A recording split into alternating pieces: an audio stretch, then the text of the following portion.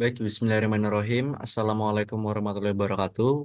Perkenalkan, Bang, nama saya Hadrani Budi Laksmana dengan NIM 333220068. Pada kesempatan kali ini, saya akan menjelaskan dan menjabarkan dari tugas mingguan modul 2 praktikum PPM eh, yang saya berada pada shift 2. Langsung masuk saja ke dalam soalnya. Jadi, bisa kita anggap sheet 1 ini merupakan soal nomor pertama. Jadi PT PPM Furniture, sebuah perusahaan terkemuka di eh, industri furniture kayu, mendapati dirinya dihadapkan pada tantangan kualitas yang serupa selama 20 hari terakhir. Analisis data menunjukkan bahwa sebagian produk mereka mengalami kecacatan reputasi perusahaan dengan penyelidikan lebih lanjut. Berikut jumlah defektif setelah dilakukan inspeksi selama 20 hari terakhir. Jadi dari data tersebut, kita diminta untuk mencari peta kendali yang sesuai, persepsi apakah terkendali secara statistik, dan nilai UCL, CL, dan LCL.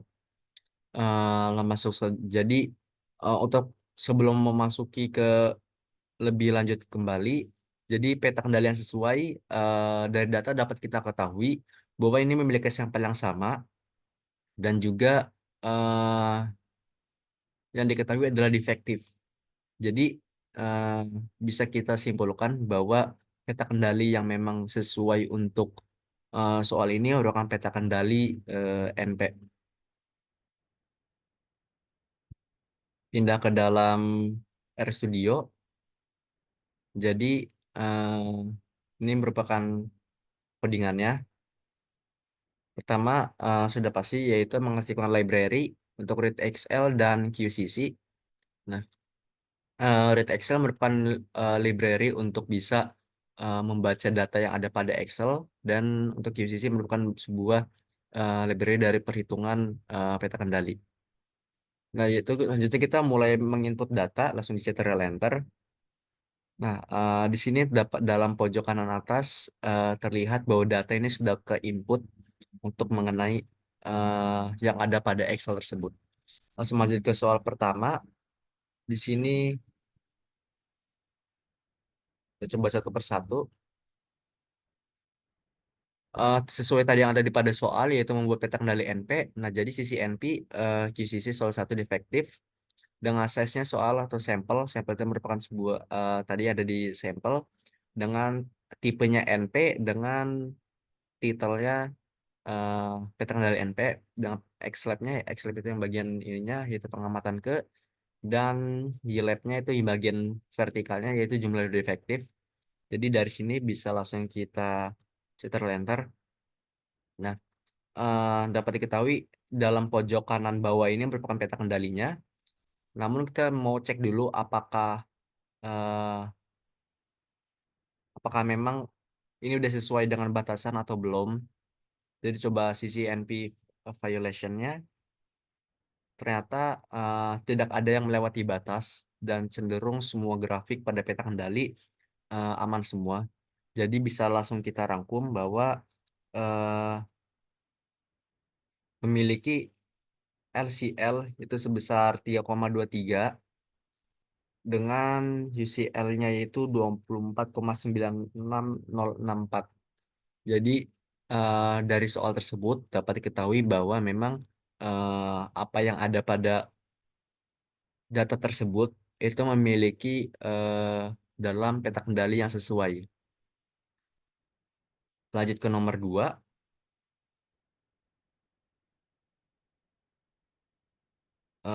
Di sini sebuah pabrik manufaktur otomotif PT PPM Mobil Cemerlang.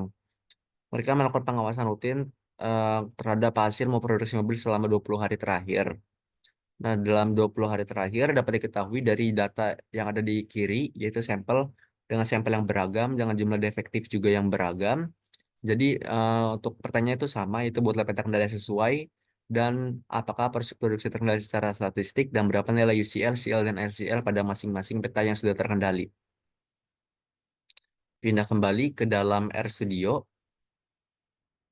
Eh, di sini tadi dalam soal tersebut diketahui bahwa sampelnya juga beragam dan juga yang kita ketahui itu defektif.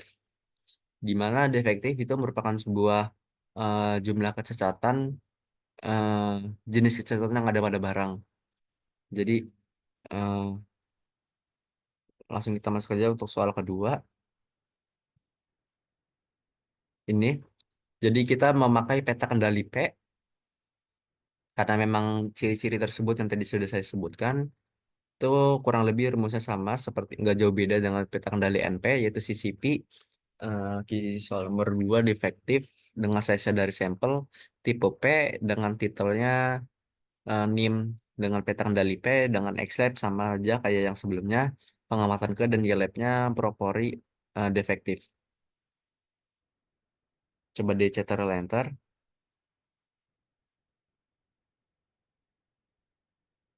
Nah, eh, dapat diketahui ini terlihat ada merah-merah dalam titik peta kendali, yaitu dalam titik eh, yang bisa kita cek dengan menggunakan violationnya.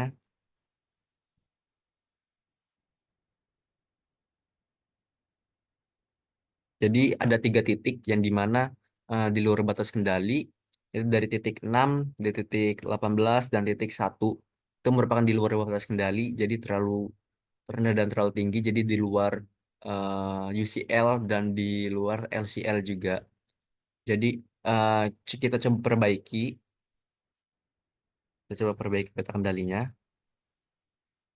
Tadi di titik 6, 18, dan 1, coba perbaiki, sudah di fix. Kita coba buat peta kendali yang eh, paling benar. Coba kita coba peta kendali dari soal 2 fix. Kita buat kembali soalnya, dan ternyata alhamdulillah semuanya di dalam batas kendali. Jadi tidak ada yang melewati batas, tidak ada yang di atas LCL, dan tidak ada yang di eh, bawah UCL. Eh, tidak ada yang di atas UCL dan tidak ada yang di bawah LCL. Jadi dapat diketahui bahwa memiliki LCL 0 dengan UCL 0,0566997.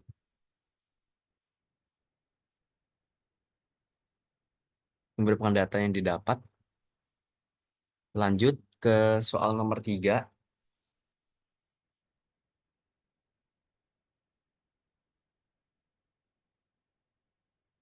Di sini dalam soal nomor 3 yaitu PT PPM Kreatif pengurangan jumlah cacat pada batik selama 25 hari terakhir. Buatlah peta kendali yang sesuai. Soalnya yang ditanyakan sama. Nah, di sini dapat diketahui bahwa datanya memiliki sampel yang sama dengan defect yang berbeda beragam. Jadi eh, sesuai dengan ada pada modul, jadi bisa dapat kita ketahui bahwa memang eh, soal nomor 3 ini kita menggunakan peta kendali C. Masuk ke dalam RStudio.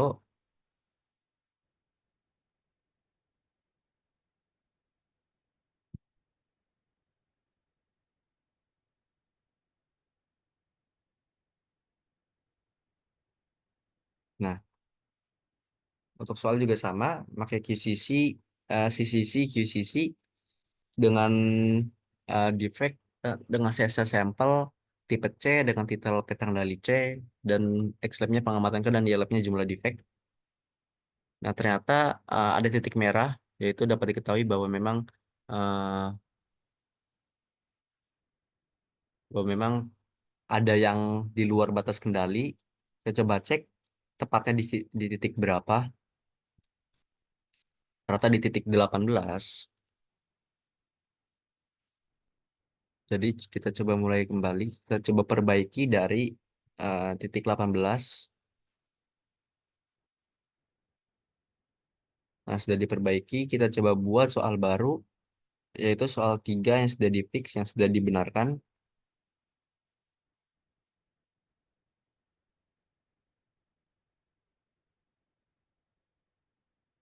Nah, ternyata masih ada titik merah lagi. Dan sedangkan kita tidak tahu titik merah ada di mana. Jadi kita coba melihat lagi titik yang di luar batas kendali,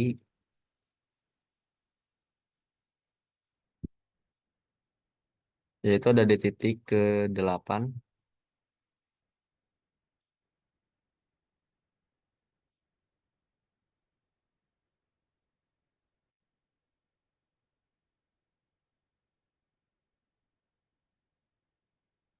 Berarti kita ini coba tiga fixed S dari soal 3 fixed.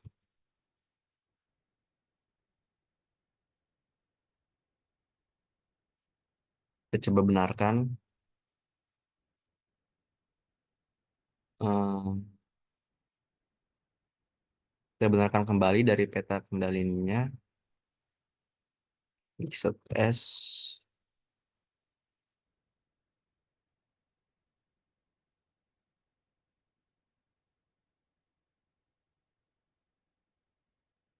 berarti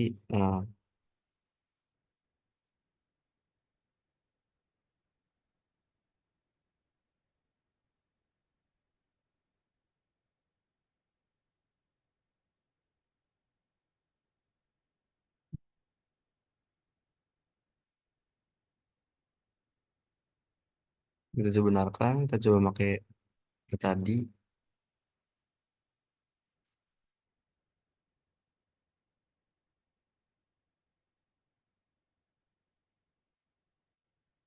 Ternyata masih sama ya untuk peta kendali dari soal nomor 3.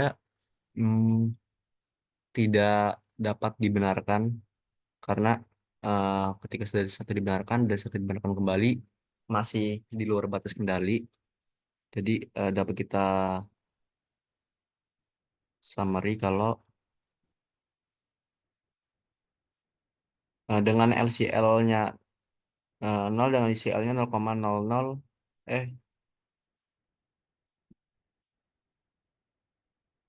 dengan LCL-nya 0,601 dengan UCL-nya itu di angka 19,732223.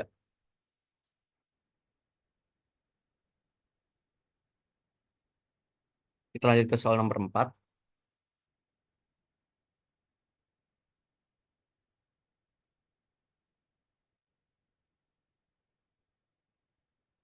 Nah, PT PPM Kain juga berusaha untuk menjaga proses produksi mereka selama 15 hari terakhir. Terus melakukan pengamatan jumlah cacat pada kain yang dihasilkan. Berikut cacat kain yang ada. Jadi, eh ya untuk dipertanyakan masih sama, tapi jumlah yang diperiksa yaitu sampelnya berbeda dengan yang diketahui juga defect yang memiliki jumlah yang beragam. Jadi, eh, memang dapat kita simpulkan bahwa soal nomor 4 ini menggunakan peta kendali U.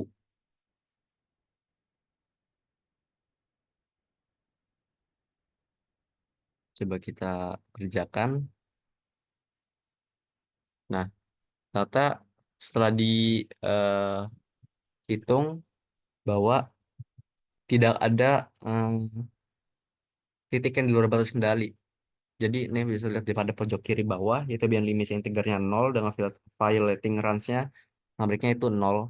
Jadi tidak ada yang di luar batas kendali. Jadi dapat kita simpulkan bahwa LCL yaitu 0,037769 dengan UCL-nya 0,748993.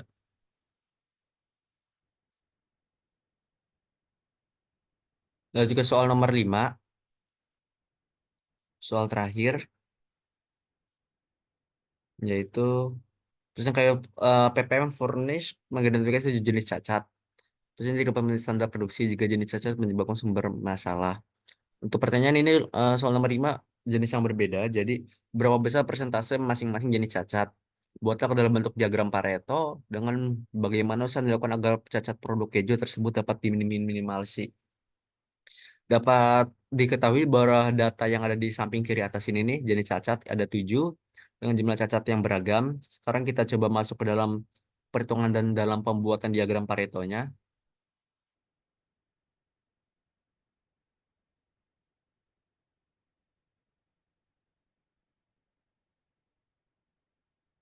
Jadi untuk soal nomor 5, di efek soal 5 jumlah cacat. Dan kita membuat Pareto chart atau diagram Pareto. Nah, dapat diketahui bahwa ini nih pada kanan bawah itu eh, diagram Paretonya. Jadi kita coba jawab pertanyaan satu persatu. Berapa besar masing-masing jenis cacat? Jadi eh, untuk persentase paling kiri ini persentase yang paling besar itu merupakan dari jenis cacat yang ada pada warping. Terus juga untuk yang ke B itu persentase pada cacat, dimensi adalah subspesifikasi dan sebegitu selanjutnya sampai ke eh, cacat yang di poin G yaitu cacat pada lubang atau cacat lubang. Jadi untuk pertanyaan C, bagaimana usaha yang dilakukan agar cacat produk keju tersebut dapat diminimalisasi? Jadi sesuai dengan teori Pareto yang dimana dalam 80% tersebut diharapkan bisa menyelesaikan masalah atau bisa mewakili dari 20% tersebut. Nah, di sini kita lihat bahwa dari masalah yang ada poin E yaitu masalah pada warping atau melengkung itu sebesar 22%. Jadi eh, ketika cacat E itu dapat diperbaiki, maka juga dapat mewakili cacat-cacat lain yang ada pada yang persentase yang lebih rendah gitu untuk kesimpulan dari nomor 5. Baik, mungkin segini aja untuk penjabaran dan pengerjaan dari tugas mingguan modul 2 praktikum PPM. Kurang lebih mohon maaf. Saya kiri untuk video tugas mingguan kali ini. Assalamualaikum warahmatullahi wabarakatuh.